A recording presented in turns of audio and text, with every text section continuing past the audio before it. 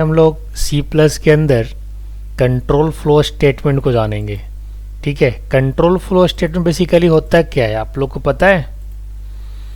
Control flow statement क्या होता है जी? दानिश कुछ बताओ जरा। क्या सर? कंट्रोल फ्लो स्टेटमेंट क्या होता है? कंट्रोल फ्लो स्टेटमेंट बेसिकली क्या करता है, आपके कंट्रोल को फ्लो को, है ना, फ्लो ऑफ प्रोग्राम के फ्लो को कंट्रोल करता है। यस या नो? जैसे अगर आप चाहते हैं कि भाई इस कंडीशन में ये चलना चाहिए, इस कंडीशन में ये चलना चाहिए, तो उसके लिए हम लोग कंट्रोल फ्लो स्टेटमेंट का यूज करते हैं, जो बेसिकली 3 टाइप का होता है। ठीक है, मैं यहाँ पे कुछ लाइन लिखता हूँ, स्क्रीन शेयर हो गया है ना? Control flow statements are keywords that are responsible for making decision। ठीक है, there are 3 types of control flow statements। first conditional statement, second looping statement, third jump statement. ये 3 टाइप के कंडीशनल स्टेटमेंट्स हैं, जिसमें कंट्रोल फ्लो स्टेटमेंट है, जिसमें conditional statement के अंदर भी कई टाइप होते हैं। अगर हम कंडीशनल स्टेटमेंट्स की बात करें तो इसके अंदर आपका आ जाता है, मैं इसको पॉइंट आउट कर देता हूँ, ये आ जाता है आपका simple if else, nested if else, है ना, नाम सुने ना इसका, ladder if else, switch case. ठीक है, ये सब सारे कंडीशनल स्टेटमेंट के टाइप्स हैं। बेसिकली कंडीशनल स्टेटमेंट में आप 2 ही कर सकते हैं कि भाई एक इफ और दूसरा स्विच, ये तो इफ के टाइप हो गए ना। इसके बाद है आपका लूपिंग स्टेटमेंट। ठीक है, लूपिंग स्टेटमेंट में क्या क्या आता है ध्यान दीजिएगा।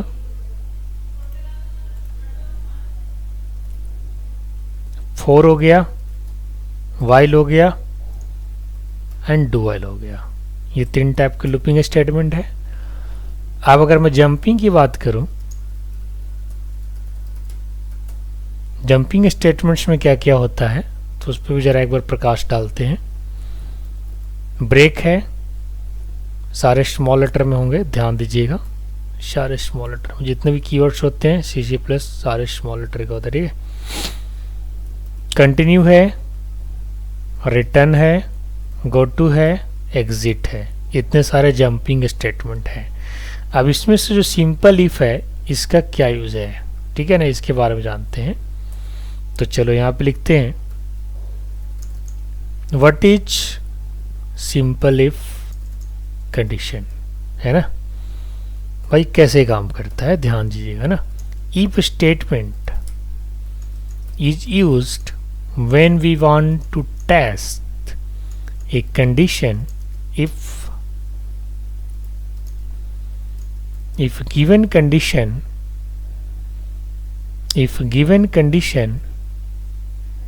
is true, if block will be executed, otherwise skip remaining code। इसका मतलब क्या होता है कि जो भी आपने कंडीशन दिया है, एक कंडीशन जो आपने यूज किया है, अगर वो कंडीशन ट्रू है तब तो ब्लॉक चलेगा, और ट्रू नहीं है तो वो ब्लॉक नहीं चलेगा। इसके बाद नेक्स्ट क्या है, what is if else condition, है ना, what is if else condition. चलो इसके बारे में जानते हैं। It is used to perform 2 operations for a single condition. If the given condition is true, then if block is executed, otherwise else block executed. If और else में क्या है कि अगर पहला कंडीशन ट्रू होगा तो चलेगा और नहीं तो एल्स पार्ट चलेगा। इसके बाद नेक्स्ट क्या है, what is nested if else. ध्यान दीजिएगा, whenever if statement contain itself another if statement is called nested if statement। ठीक है, अगर if के अंदर कोई दूसरा if रहेगा तो क्या कहलाएगा, nested if। हालांकि इस सबका मैं प्रैक्टिकल एग्जांपल भी आपको दिखाने वाला हूँ। इसके बाद नेक्स्ट क्या है if का टाइप, वो है आपका लैडर, लैडर इफ एल्स। ये क्या कहता है, it is used to perform multiple cases for different conditions. In this statement there is one if condition and multiple else if conditions and one else block। इसमें क्या होता है, एक if होता है, उसके अंदर फिर मल्टीपल else if होता है, फिर लास्ट में else होता है। इसके बाद नेक्स्ट क्या है, व्हाट इज स्विच स्टेटमेंट। ठीक है, स्विच स्टेटमेंट भी आपका कंडीशन का ही पार्ट है। अगर इसके बारे में जाने,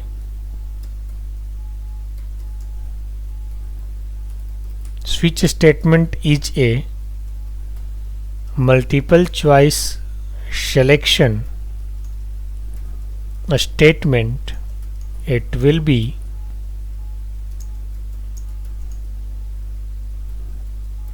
executed according to user choice। Each switch case must include break keywords। जितने भी स्विच स्टेटमेंट है वो सब के सब ब्रेक कीवर्ड को कंटेन करेगा। तो चलिए अब चलते हैं प्रैक्टिस के तरफ, और सबसे पहले सिंपल इफ की प्रैक्टिस आपको करके दिखा रहे हैं कि भाई किस टाइप के प्रोग्राम को C+ में सिंपल इफ कंडीशन प्रोग्राम कहा जाएगा। जैसा कि हमने थ्योरी लिखवाया कि जब एक ही कंडीशन को टेस्ट करना हो तो हम लोग सिंपल इफ यूज करते हैं। तो let's open VS code, sorry dev C, और मैं यहाँ पे आपको दिखाने वाला हूँ कि सिंपल इफ कंडीशन किस तरीके से C+ में परफॉर्म करते हैं या फिर टेस्ट करते हैं। Example of simple if in C++।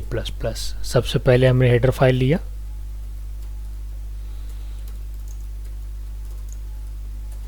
इसके बाद हमने मेन फंक्शन स्टार्ट किया। ठीक है, सी आउट कराया, enter number, C in num, condition लगाया if num greater than equal to 100, तो क्या हो जाएगा, C out number is greater than और इक्वल टू 100। अगर आप 100 से ऊपर कोई नंबर डालते हो तो ये मैसेज आएगा, अदरवाइज कोई मैसेज नहीं आएगा, क्योंकि ये एक सिंगल कंडीशन है। तो अगर ये कंडीशन सेटिस्फाई होता है तो इसका ब्लॉक एग्जीक्यूट होगा, और अगर नहीं होता है तो कोई मैसेज आपको नहीं दिखने वाला है।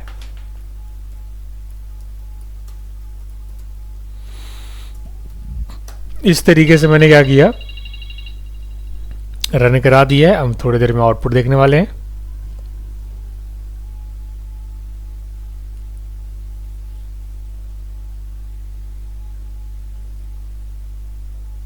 एंटर नंबर हमने डाला यहाँ पे 100+, दैट इज 102।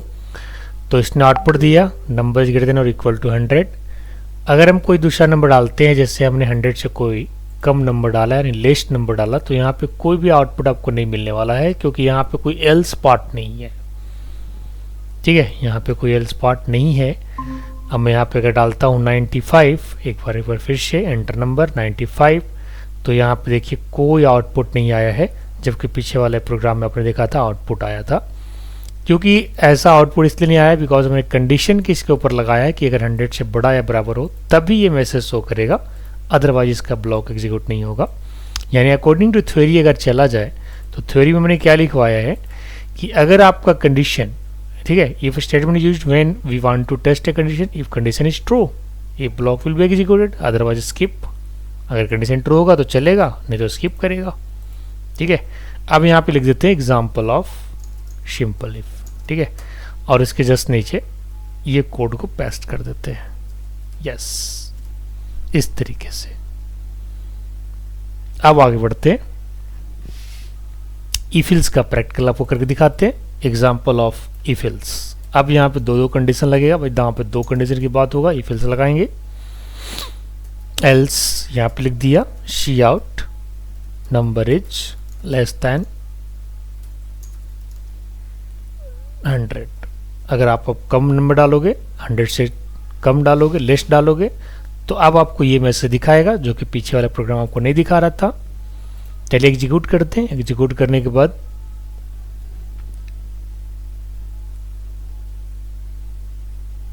हमने एग्जीक्यूट करा दिया है, आउटपुट थोड़ा देर में आने वाला है।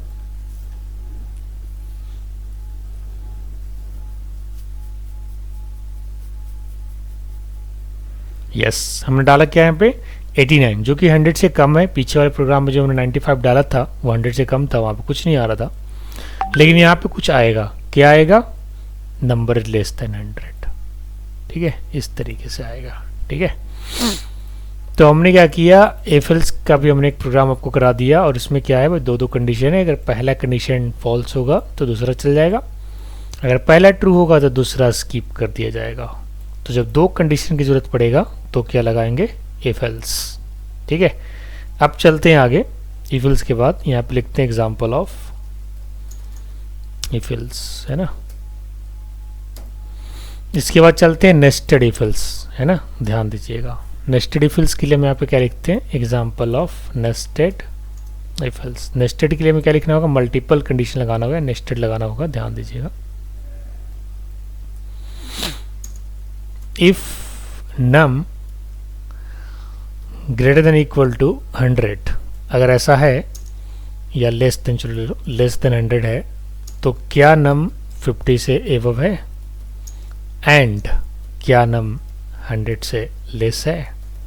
ठीक है, ये नेस्टेड हो गया। नेस्टेड क्यों कहा जाएगा इसको, इफ के अंदर इफ। ये हमारा कौन सा इफ है, इनर इफ है, और ये हमारा कौन सा इफ है, आउटर इफ है। यहाँ पे क्या लिखेंगे, C out number is greater than और equal to 50 and less than और इक्वल टू 100। ठीक है, एल्स क्या लिखेंगे यहाँ पे, C out number is less than 50। ठीक है, अगर नंबर 50 से छोटा होगा तभी आएगा, और नहीं तो आउटर एल्स में हम लोग क्या लिखेंगे, ये हमारा इनर एल्स है। मैंने यहाँ पे कमेंट लाइन लिख दिया, ये हमारा आउटर एल्स है। यहाँ पे क्या लिखेंगे, C out number is greater than 100। अब इसको चला के जरा देखते हैं एक बार, लेट्स रन इट।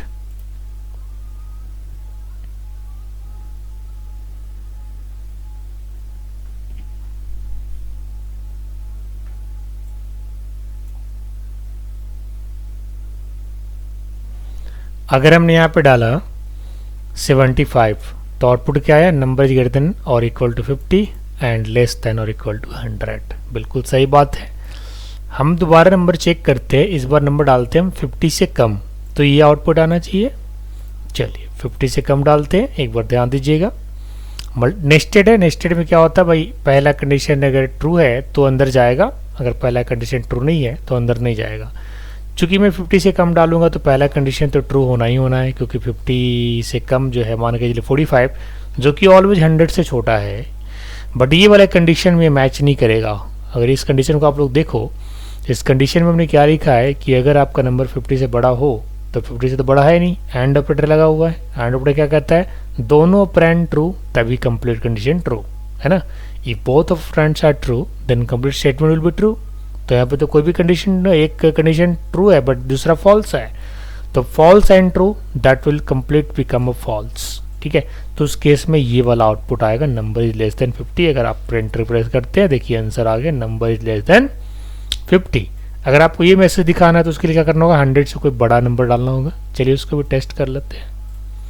100 से कोई बड़ा नंबर डालते हैं, एग्जीक्यूट कराया,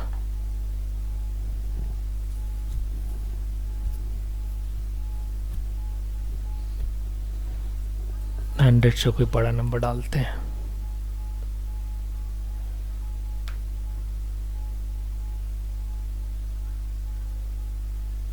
डाला हमने 102, ये आ गया नंबर ग्रेटर देन 100। तो इस तरीके से हमने नेस्टेड इफ को भी क्या किया, परफॉर्म कर लिया है। ठीक है, नेस्टेड इफ को परफॉर्म कर लिया है। और नेस्टेड इफ का इस्तेमाल हम लोग कब करेंगे, जब मल्टीपल कंडीशंस रिक्वायर्ड होगा। ठीक है, इस चीज़ का ध्यान रखिएगा। चलिए इसको भी कॉपी करके पूरे नोट्स में डाल देते हैं। ये रहा हमारा नेस्टेड इफ का एग्जाम्पल। कोई दिक्कत तो नहीं ना दानिश इंटू, कहीं कोई प्रॉब्लम तो नहीं है। अब हम चलते हैं आगे लैडर इफ पे। लैडर इफ को कैसे टेस्ट करना है ध्यान दीजिएगा। लैडर के लिए मैं एक छोटा सा एग्जांपल लेके चलता हूँ। मैं यहाँ पे लेता हूँ मार्क्स, है ना, इंट मार्क्स, और यूजर से इंक्लूड करवाते हैं मार्क्स, और यहाँ पे कंडीशन लगाते हैं if marks greater than equal to 70 then print grade ए।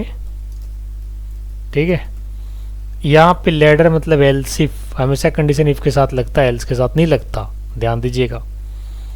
अगर 60 से बड़ा होगा तो क्या दिखाना चाहिए, ग्रेड बी। इसके बाद 50 से बड़ा होगा तो क्या दिखाना चाहिए, ग्रेड सी। एल्स इफ 40 से बड़ा होगा तो क्या दिखाना चाहिए, ग्रेड डी। Else fail. अब यहाँ पे कंडीशन क्या लगा, 70 से ऊपर ग्रेड ए, 60 से ऊपर ग्रेड बी, 50 से ऊपर ग्रेड सी, 40 से ऊपर ग्रेड डी, और इसके नीचे फेल। एग्जीक्यूट कराइए।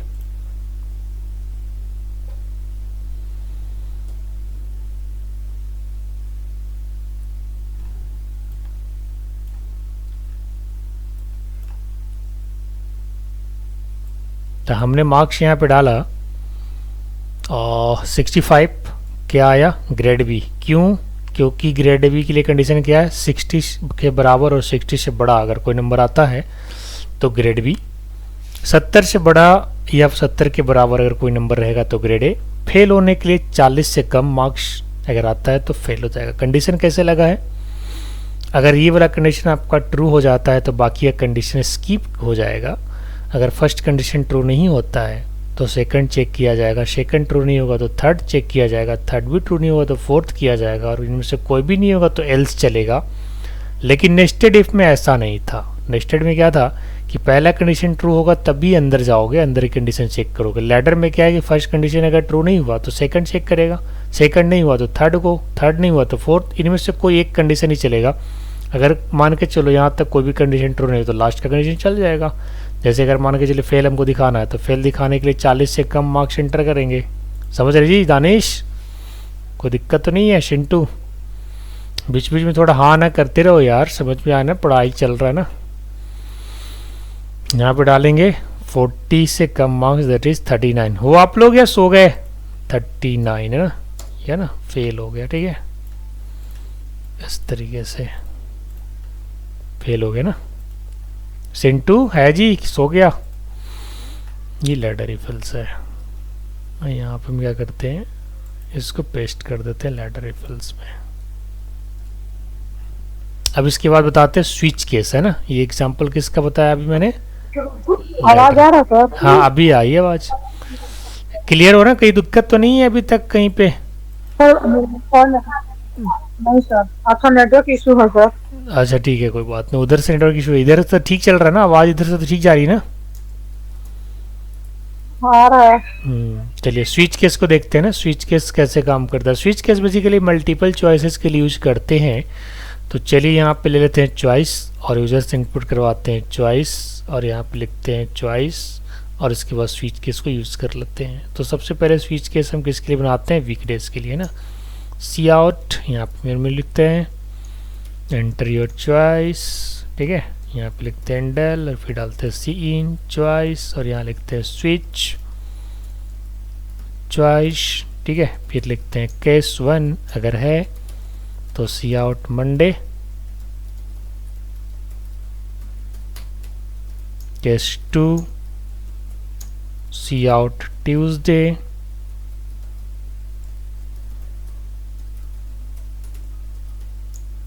केस 3 सी आउट वेडनेसडे, ठीक है।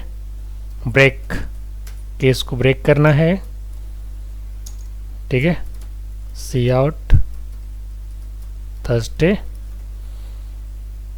And case 5 that is Friday,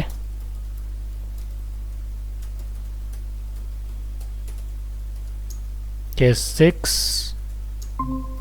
that is Saturday and इसके बाद case 7 that is Sunday. Break कर दिया and default C out invalid choice. तो ये हमने स्विच केस बना लिया है। चला के देखते हैं इसको, है ना। 1 डालेंगे तो मंडे आना चाहिए, 2 डालेंगे तो ट्यूसडे, सो ऑन 7 डालेंगे तो संडे, और 1 to 7 के अलावा अगर कुछ हम इनपुट करते हैं तो इनवैलिड चॉइस आना चाहिए, ठीक है, ध्यान दीजिएगा।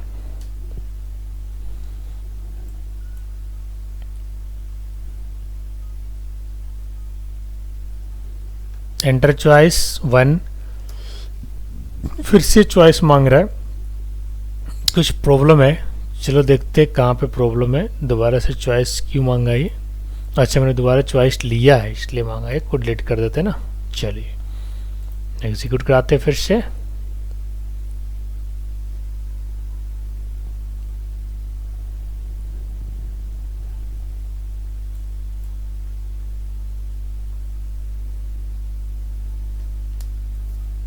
एंटर चॉइस 1 मंडे आ गया, मैं 5 एंटर करूंगा तो क्या आएगा, फ्राइडे, है ना, फ्राइडे आएगा, ध्यान दीजिएगा।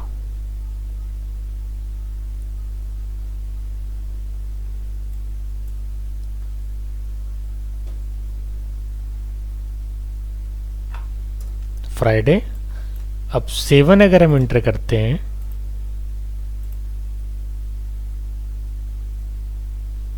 तो संडे आएगा, और 1 to 7 के अलावा अगर कुछ एंटर करते हैं तो इनवैलिड चॉइस आएगा। 7 संडे और 1 to 7 के अलावा अगर आप कोई चॉइस एंटर करोगे तो इनवैलिड चॉइस आएगा। जैसे हमने एंटर किया that is enter your choice 8, तो इसने क्या दिया, इनवैलिड चॉइस। तो इस तरीके से स्विच केस का यूज हम बेसिकली तब करते हैं जब मल्टी कंडीशंस के लिए, मल्टी चॉइस के लिए काम करना हो। जैसे हमने स्विच केस में वीकडेज को प्रिंट करके दिखाया, आप लोग मंथ को प्रिंट करके दिखाना, है ना, कलर को प्रिंट करके दिखाना। तो इस तरीके से आप लोग कंट्रोल फ्लो स्टेटमेंट में कंडीशनल स्टेटमेंट की प्रैक्टिस एक बार कर लेना।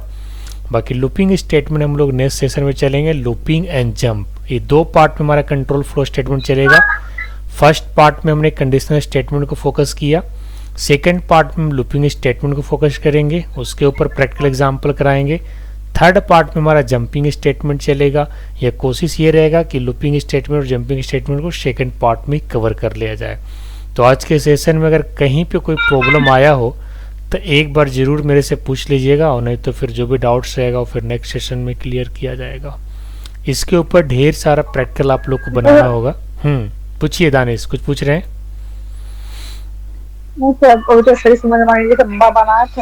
हाँ बिल्कुल, इस पे ढेर सारा और भी असाइनमेंट बनाते रहना। जैसे स्विच में मैंने वीक पे दिखाया, मंथ पे करके देख लेना, और भी बहुत सारे स्विच के अंदर स्विच भी लगा के देखना, जैसे हमने इफ़ के अंदर इफ़ लगा के देखा है, ठीक है। तो इस तरीके से इसको आप लोग प्रैक्टिस करिएगा, ठीक है ना। आज के सेशन में इतना ही लेते हैं, इसके बाद नेक्स्ट पार्ट में आपको कवर करेंगे फॉर लूप को कैसे यूज़ करना है, वाइल को कैसे यूज़ करना है, कब यूज़ करना है, किस केसेस में यूज़ करना है, किस कंडीशन में यूज़ करना है, डू वाइल को कब यूज़ करना है, इसके बारे में बारीकी से हर एक चीज़ को जानेंगे, ठीक है। तो चलिए आज के लिए इतना ही, बाकी जो डाउट रहेगा वो नेक्स्ट डे हम लोग जानेंगे, ठीक है। All the best for today.